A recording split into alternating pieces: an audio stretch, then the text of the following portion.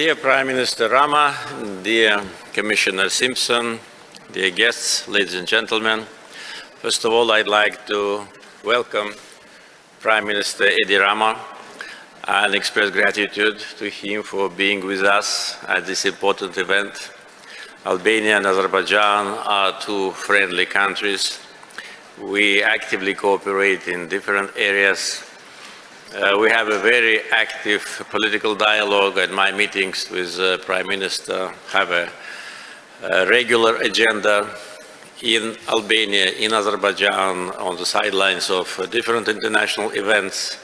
We support each other in international institutions and also work actively on energy security issues.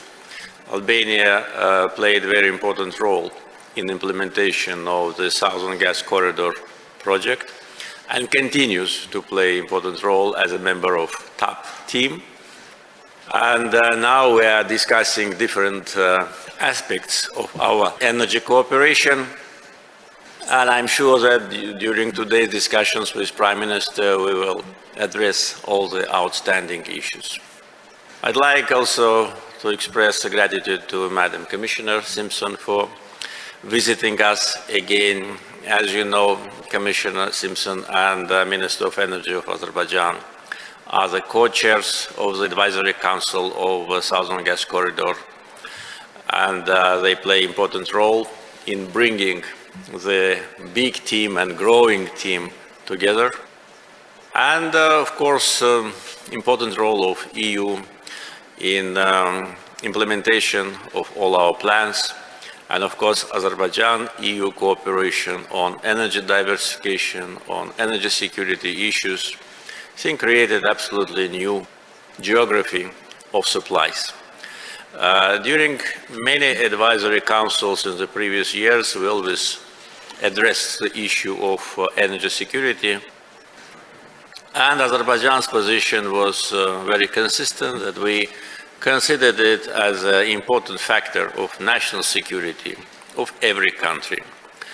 And of course, when we were talking about diversification, our position always was and is that it must be diversification not only of supply routes, but also sources. And today's geopolitical situation in Eurasia proves that exactly what we needed to do. And in case of Azerbaijan, Southern Gas Corridor is absolutely new route with now many extensions and interconnectors, and Azerbaijani gas is a new source. So here in this format and in the projects which we initiated, we see full implementation of energy diversification issues. Since we met last time, a year ago, here in Gülistan Palace, there have been several important milestones.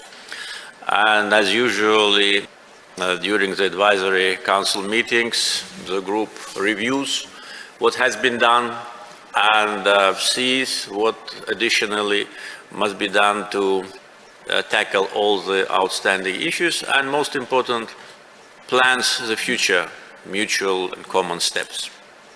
One of the important events during the last year period was beginning of commercial production of natural gas from Absheron gas condensate field in the Azerbaijani sector of the Caspian Sea. This was the second largest discovery of huge gas deposits after Shahdanis. And actually, Absheron gas condensate field will be also a resource base for our future energy diversification projects. The first phase of Absheron project have been approved, and we expect annual production at the level of 1.5 billion cubic meters. And when we agree on the second phase, that will add additional from 4 to 5 BCM, which will also be channeled, most of it, on the international markets. Another important achievement, I would say, is that Azerbaijan last year started to supply natural gas to 2 more countries, namely Hungary and Serbia, thus expanding the geography of our supplies in Europe. And today Azerbaijan is supplying natural gas to 8 countries. 6 of them are European countries. And of course, interconnectors projects, which have been inaugurated last year in Europe. First, they were generated by Southern Gas Corridor project. And second, they will allow us to continue our efforts in order to embrace as many destinations in Europe as possible. Demand for Azerbaijani gas is here, resources we have, transportation routes exist, and by the way, during the active communication with our Turkish friends during the last year, we agreed on using through Turkey the Trans-Balkan gas pipeline system, and this is, I would say, diversification inside the diversification project.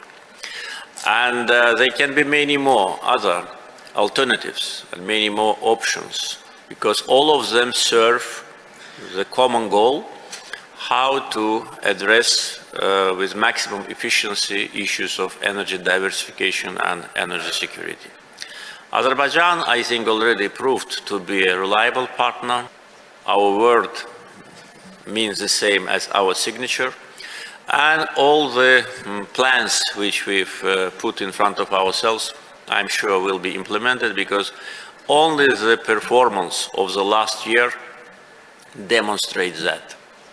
Another important moment for our energy project is that the company from the friendly United Arab Emirates, ADNOC, became a shareholder of Absheron project, and we welcome that, welcome to the team, and that will add additional financing and also expertise, and will enlarge international cooperation.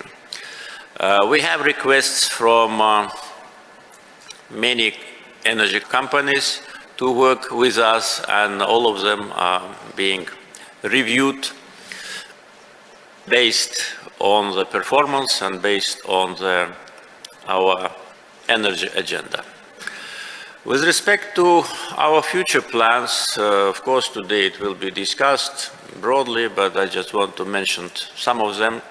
First of all, we expect beginning of production of natural gas in the first quarter of next year from Azeri-Chirag-Güneşli deep gas project. This is a very promising structure with a very large deposit.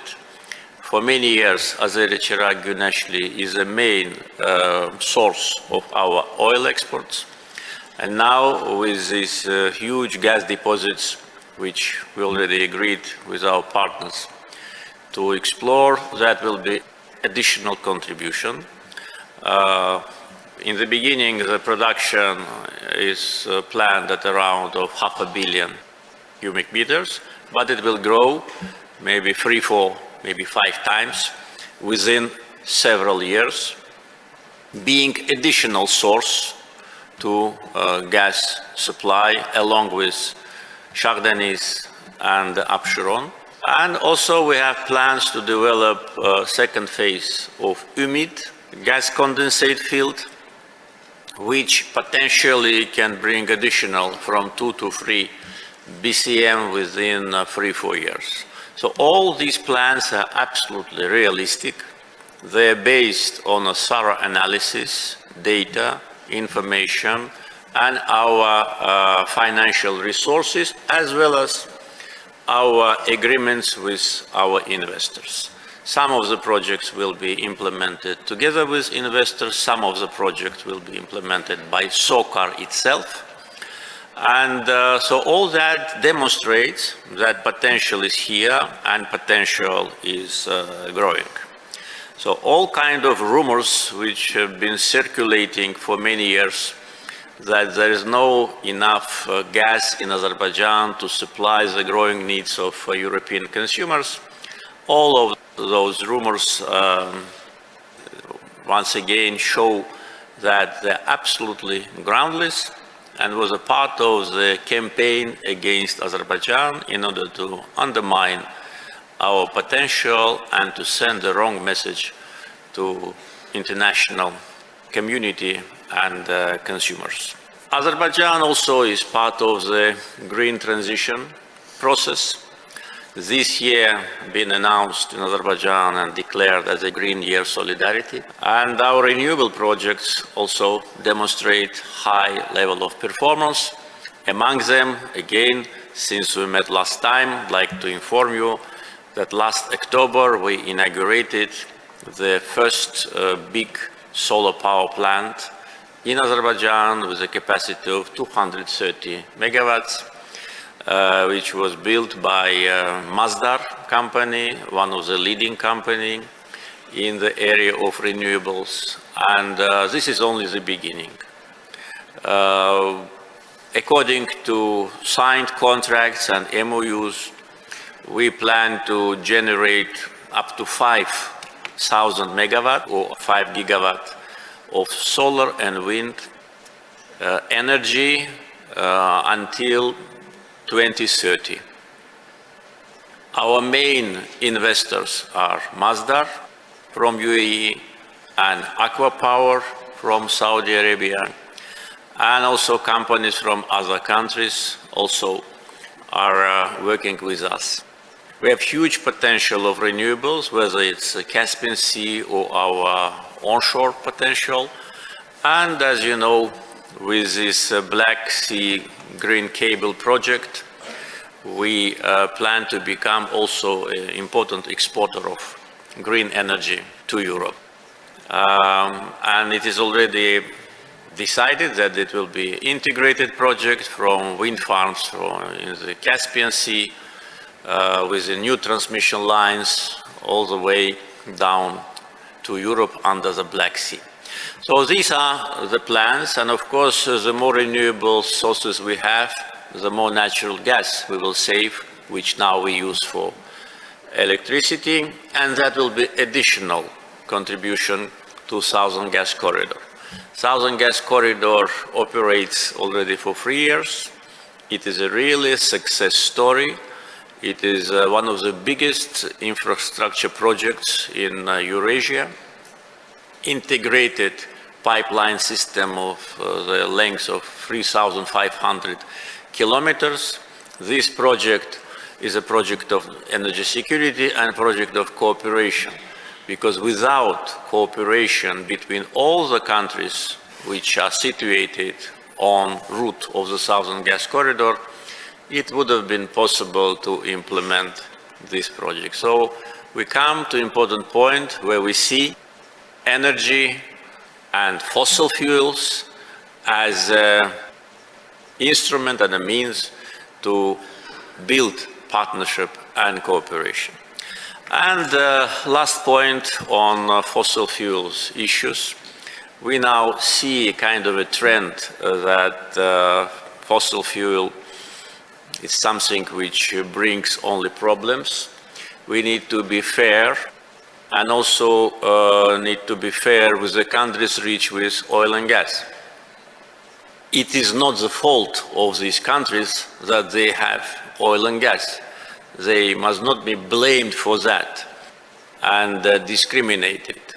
I think the performance of the countries with fossil fuels must be judged by how they address the issue of environmental protection, how they address the issue of green transition, and only after that, after fair analysis, the judgment can be made about these countries. Otherwise, we will see kind of a dividing lines between oil and gas producers and those who do not have these resources.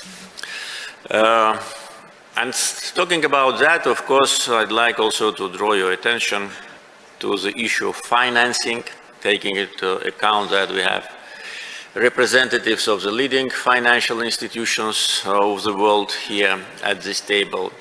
The financing of the expansion of Southern Gas Corridor and any other project related to natural gas must be done in such a way not to undermine our main target.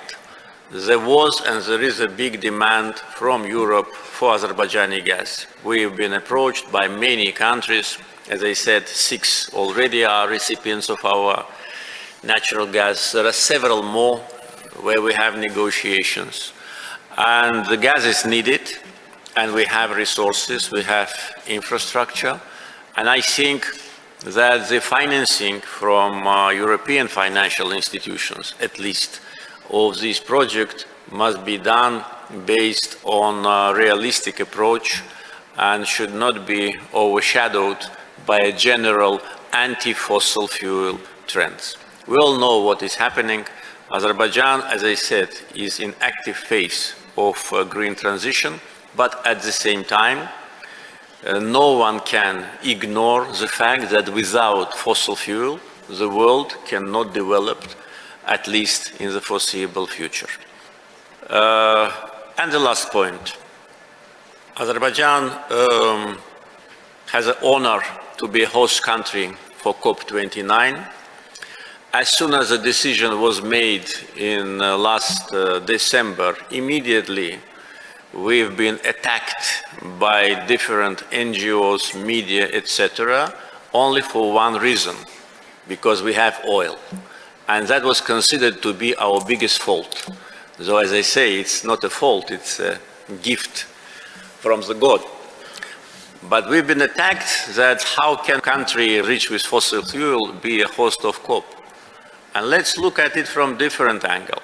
Yes, we have enough oil, we have enough gas, we can live without renewables for coming 100 years. All our reserves are proven, everybody knows that. But the fact that we wanted to host this global event on climate change demonstrates our will. We must be praised for that and not attacked. We did not do anything wrong, but as soon as the decision was made, immediately we faced a coordinated, consolidated, and very unfair attack on us. There have been many attacks on Azerbaijan in the previous years. We have a very thick skin. We can protect ourselves, but I just want to inform you that the decision, and unanimous decision, to organize COP29 in Azerbaijan is a sign of respect of international community to our country, and our willingness to be a host and to contribute demonstrates our green agenda. So I will conclude now. Once again, thank you for being with us, and using this opportunity, I'd like to invite you all to be our partners on this important journey to COP29. Thank you.